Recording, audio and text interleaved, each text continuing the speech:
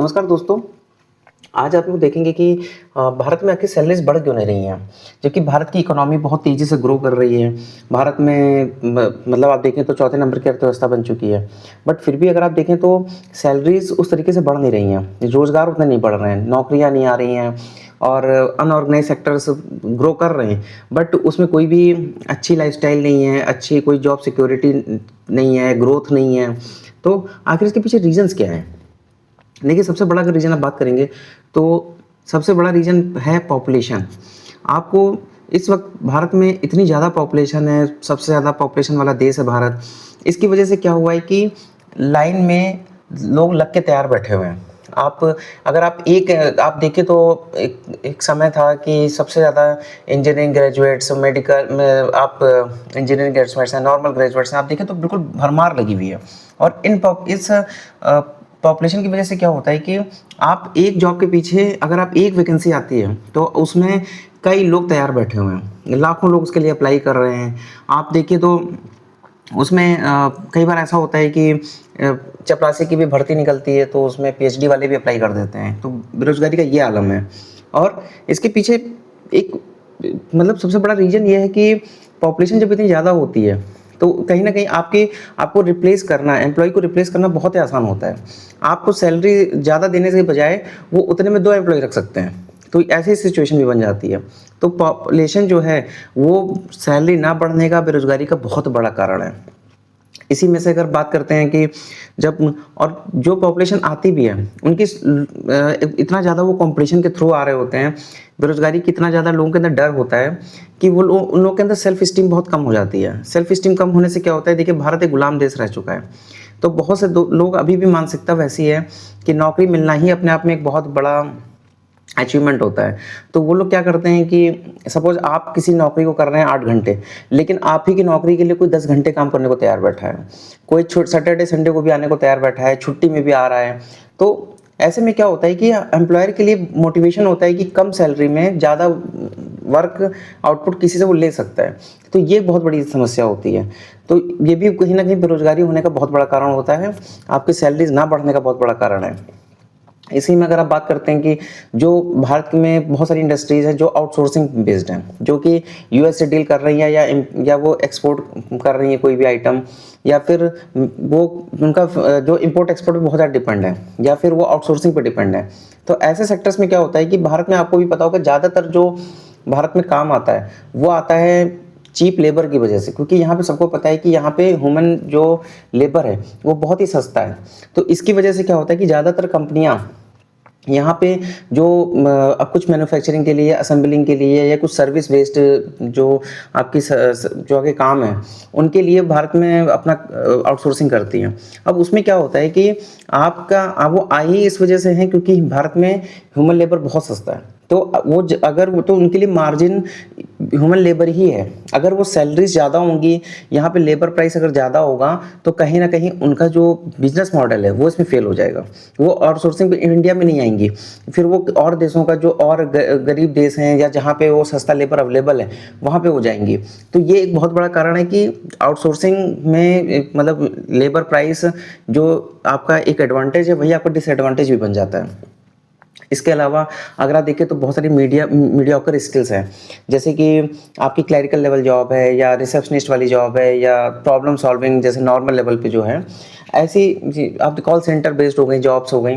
तो इन जो लोअर और मिडिल की जो जॉब्स हैं, लोअर उनमें कई बार क्या हो रहा है कि बहुत ही मोनोटोनस वर्क होता है या फिर उनमें बहुत हाई स्किल की ज़रूरत नहीं पड़ती है। तो ऐसी जॉब्स जो होती है ना, इनको ह्यूमन के साथ भी रिप्लेस करना बहुत आसान है।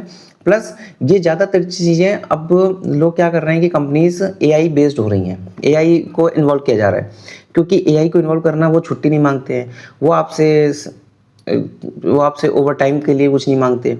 वो उसमें जो है वो कोई भी काम करेगा तो उसमें बिना थके उसका परफॉर्मेंस सेम रहेगा।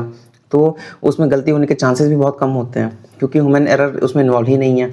तो इस वजह से क्या है कि जो स्किल्स नॉर्मल स्किल्स हैं वो एआई की तरफ जा रही हैं और उनमें बहुत सारे ऑटोमेशन इन्वॉल्व हो रहा है। तो जब ऑटोमेशन हो रहा है तो कहीं ना कहीं वो ह्यूमन की जो लेबर है उसका प्राइस उस हिसाब से नहीं मिल सकता। वो उनकी जॉब्स जो हैं वो इसमें जॉब जाती जा रही हैं, तो ये बहुत ज़्यादा एक फ़र्क पड़ता है। अब अगर आप इसको देखेंगे तो जब इतनी पॉपुलेशन है, जब इतना आपने देखा कि ऑटोमेशन हो रहा है, एआई स्किल्स आ रही हैं, आपने देखा कि लोग काम करने को तैयार बैठे हुए हैं। फिर बात आती है कि जब इतना सब कुछ हो रहा है, तो आखिर ये इसका मतलब जो ये आने वाला समय है, इसमें और किस तरह की दिक्कतें हैं, और क्या-क्या दिक्कतें हो रही हैं, इसके और भी रीज़न्स हैं। देखिए, आप अगर आप देखें तो कोई बहुत सारे जो एम्प्लॉयी होते हैं, वो क्या करते हैं कि एक बार नौकरी पा जाते हैं, तो वो अपने स्किल पे काम नहीं करते, फर्दर अपडेट नहीं करते। अपडेट ना करने में क्या होता है कि सपोज़ एक टीचर है, वो आज से 10 साल पहले, वो 15 साल पहले वो उसकी भर्ती हुई, वो रिक्रूट हुआ, लेकिन आज भी वो बिल्कुल उसी तरीके से पढ़ा रहा है। उसके पढ़ाने का तरीका जो है वो आज भी वैसा ही है जैसा पहले लोग पढ़ा रहे थे, है ना? उसने अपने पे वर्क नहीं किया। जबकि अगर आपने देखा हो तो आजकल सोशल मीडिया, यूट्यूब पे भी टीचर्स एक्टिव हैं, डिजिटल बोर्ड्स के थ्रू पढ़ा रहे हैं, 3D मॉडल्स के थ्रू पढ़ा रहे हैं। बहुत सारे ऐसे हैं कि जो जो पढ़ाने का तरीका आपने देखा कि यूट्यूब पे बहुत सारे टीचर्स हैं जो कि एक डिजिटल बोर्ड पे पढ़ा रहे होते हैं, यूट्यूब चैनल्स, मतलब उनके वीडियोस होते हैं, उससे वो बहुत एक्सप्लेन करते हैं अच्छे से, और उससे बच्चों का भी जो लर्निंग लेवल होता है वो बहुत अच्छा होता है, वो बहुत अच्छे से चीज़ों को कैच कर पाते हैं। तो अब जो पहले जो बुक्स में जो टीचर पढ़ाते थे, आज के समय में उनको टेक्नोलॉजी की तरफ जाना ही पड़ेगा। अगर टेक्नोलॉजी की तरफ आप नहीं जाएंगे तो आपकी जो ऑडियंस है, जो आपके मेन कस्टमर हैं, उनको वैल्यू कम मिलेगी। जब उनको वैल्यू कम मिलेगी तो आपकी कहीं ना कहीं आपके लिए ग्रोथ होना बहुत मुश्किल हो जाएगा। तो आज नौकरी मिलने के बाद सब बहुत ज़्यादा ज़रूरी है कि आप उस अपनी स्किल्स को फर्दर डेवलप करिए, क्योंकि हमेशा देखिएगा कि सेम स्किल पे ही आप रखोगे तो नए बंदे आपको रिप्लेस कर देंगे, कम पैसे में रिप्लेस कर देंगे, उनका एनर्जी लेवल आपसे ज़्यादा है, तो आप उनसे कैसे जा सकते हैं? या तो अपने एक्सपीरियंस को आप बढ़ाइए, एक्सपीरियंस को इतना डेवलप करिए कि आपके एक्सपीरियंस से कोई उसको आप ग्रोथ कर सकें, उसमें कुछ ऐसा यूनिक चीज़ आप दे सकें, या फिर आप टेक्नोलॉजी को अपने अपग्रेड करिए ताकि आप नए लोगों के साथ भी कॉम्पिटिट कर सकें। ये बहुत ज़्यादा ज़रूरी है।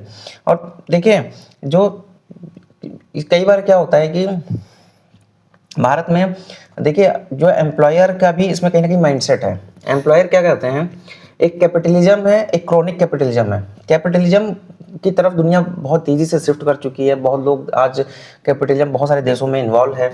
लेकिन अगर आप बात करेंगे तो जब हम लोग बात कैपिटलिज्म की करते हैं तो कैपिटलिज्म के भी दो रूप हैं। एक में तो ये है कि फ्री एंड फेयर कंपटीशन और सही उसका पैसा मिले, सब चीज़ हो। लेकिन क्रॉनिक कैपिटलिज्म क्या होता है कि कंपनियां जो हैं वो बड़ा बड़ा प्रॉफिट कमा रही हैं। उनकी बैलेंस शीट आप देखोगे तो उनके रिजर्व सरप्लस बढ़ते चले जा रहे हैं, प्रॉफिट बढ़ता चला जा रहा है, उनके शेयर प्राइसेस बढ़ते चले जा रहे हैं। लेकिन अगर आप बात करेंगे कि उनके एम्प्लॉयज़ को कितना पैसा मिल रहा है, तो उनके एम्प्लॉयज़ को उतना पैसा नहीं मिल रहा, क्योंकि उनके पीछे एक माइंडसेट है कि जो नौकरी में एम्प्लॉय, जो अपने एम्प्लॉय के लिए रखा जाता है कि तो उसको इतना दो कि जिससे उसका सिर्फ पेट भर सके या फिर उसकी सिर्फ ज़रूरतें पूरी हो सकें। उसको इतना पैसा कभी मत दो कि उसके पास कुछ सरप्लस क्रिएट हो जाए, कि वो अपना दिमाग चलाने लग जाए। क्योंकि याद रखिएगा, जब आप गरीब हैं, जब आप मजबूर हैं, जब आपके पास ज़रूरतें हैं, तभी तक आपका शोषण भी बहुत हद तक हो सकता है। अगर आपके पास कुछ भी रिजर्व्स हैं, कुछ आपके पास सोचने समझने के लिए, आपको देखिए, जब आपके पास बेसिक नीड्स ही नहीं आपकी फुलफिल होंगी, जब आप उन्हीं में से आप जद्दोजहद में लगे रहेंगे, तो आपको कुछ दिमाग से के अलावा कुछ आपको सोचने का मौका नहीं मिलेगा। अब ये मौका ना मिलने की वजह से क्या है, आपका शोषण होना बहुत है, क्योंकि आपको दिमाग ही नहीं लगा पा रहे हैं, आपको अपने आप को सुकून से कुछ आप सोच ही नहीं पा रहे हैं, अपने आप करियर कुछ प्लान नहीं कर पा रहे हैं। तो कंपनियों का यही कॉन्सेप्ट है। क्रॉनिक कैपिटलिज्म जो है वो इसीलिए आपको बहुत ज़्यादा हैम्पर करता है, क्योंकि वो सिर्फ आपसे वर्किंग आवर्स का टाइम नहीं लेते हैं, वो कहीं ना कहीं आपका समय जो होता है वो पूरी तरीके से ऑक्यूपाई कर लेते हैं। वो आपके पास कुछ सोचने समझने का मौका ही नहीं देते हैं। तो ये चीज़ बहुत ज़्यादा है। इसके अलावा अगर आप देखें तो जैसे इसमें इसके अलावा क्या होता है कि अगर आपने देखो तो कई बार क्या होता है कि भारत में जो मिडिल क्लास है, मिडिल क्लास, इसमें गवर्नमेंट का भी बहुत ज़्यादा एक बुराई है, गवर्नमेंट की एक बहुत ज़्यादा दोष है। इसमें क्या हो रहा है कि जो बहुत अमीर लोग हैं, जो एक्चुअली कैपिटलिज्म में बहुत अमीर हो चुके हैं, जिनके पास बहुत अच्छे बिजनेस हैं, जो बहुत अच्छे प्रोफेशनल्स हैं, जिनके पास बहुत अच्छी इनकम है, और दूसरी तरफ वो लोग हैं जो कि बिल्कुल कुछ नहीं कर रहे हैं। अब होता है क्या है कि जो बहुत अमीर लोग हैं उनको रिटेन करने के लिए, उनको अच्छी फैसिलिटीज़ देने के लिए उनको सब्सिडी इंसेंटिव्स दिए जाते हैं, उनको इंटरेस्ट सब्सिडी, कैपिटल सब्सिडी, उनको और तरीके की कई रियायतें दी जाती हैं, उनको टैक्स हॉलीडेज़ दिए जाते हैं, उनको मोरेटोरियम पीरियड दिया जाता है, उनको बहुत सी चीज़ें दी जाती हैं। लेकिन उसी तरीके से अगर बात करेंगे जो बहुत ही गरीब लोग हैं, जो कि बहुत, आपने पिरामिड स्ट्रक्चर है समझिए, तो जो बहुत गरीब लोग हैं उनके पास क्या होता है कि उनको बहुत ज़्यादा उनको मतलब कि फ्री चीज़ें दी जाती हैं, सब्सिडी दी जाती है उनको हमेशा अच्छी अच्छी चीज़ें, मतलब उनको जैसे कहते हैं मुफ्त की रेवड़ी बांटी जाती हैं। अब इस चक्कर बहुत सारी योजनाएं चलती हैं, लाडली बेटी योजना, बेरोजगारी भत्ता, किसान सम्मान निधि, बहुत चीज़ें चल रही हैं। लेकिन इस चीज़ की फंडिंग कहाँ से हो रही है? फंडिंग हो रही है सिर्फ और सिर्फ मिडिल क्लास से। अब मिडिल क्लास के पास क्या होता है कि उसको इतना ज़्यादा उसके ऊपर टैक्स लाद दिया गया है। अब आप टैक्स पे देखिए तो इतना ज़्यादा इनकम टैक्स लगा हुआ है कि अगर आप प्रमोशन होता है तो कई बार आप बहुत लोग प्रमोशन नहीं ले रहे हैं। क्यों? क्योंकि उनको लगता है कि प्रमोशन लेंगे तो जो हमारी उस सैलरी ब्रैकेट को आप पार करोगे तो बहुत ज़्यादा आपके ऊपर इनकम टैक्स आ जाता है।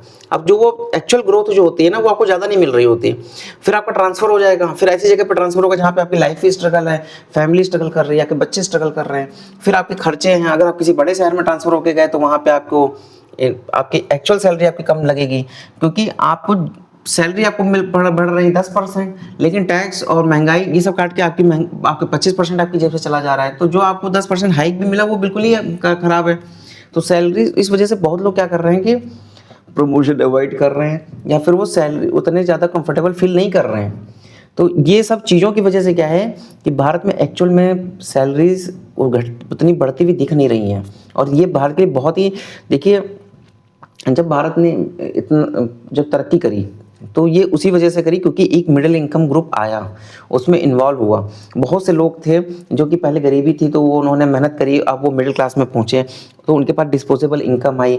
एक बहुत अच्छा खासा मिडिल क्लास आया जो कि मार्केट में चीज़ें कंज्यूम भी कर रहा है, जिन्होंने परचेज भी कर रहा है, सब कुछ कर रहा है।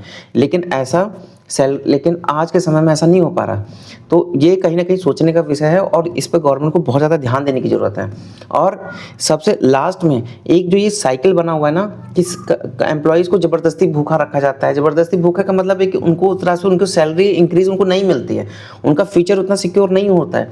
इसीलिए आप देखोगे तो आज के समय क्रेडिट कार्ड बहुत ज़्यादा बढ़ते जा रहे हैं, लोन्स बढ़ते चले जा रहे हैं बेतहाशा, ईएमआई पे बढ़ते जा रहे हैं, बाई नाउ पे लेटर, इन सब चीज़ों की स्कीम्स को आप देखेंगे तो बढ़ते चले जा रहे हैं। बजाज फाइनेंस है, बहुत सारी, मैं नाम में नहीं लेना चाहूँगा, आप देखोगे तो अपने आसपास आप देखेंगे तो ज़्यादातर या तो ईएमआई इकोनॉमी बन चुकी है पूरी तरीके से, या फिर इतना आप देखोगे ऑनलाइन लोन लेना, ये सब इतना कॉमन होता जा रहा है क्योंकि सैलरीज उस हिसाब से नहीं बढ़ रही हैं। और ये भारत को बहुत ज़्यादा सोचने का विषय है। इस पर अगर इस समस्या का कोई सोल्यूशन नहीं निकाला गया तो आने वाले समय में भारत के लिए बहुत बड़ी समस्या बन सकता है। नमस्कार।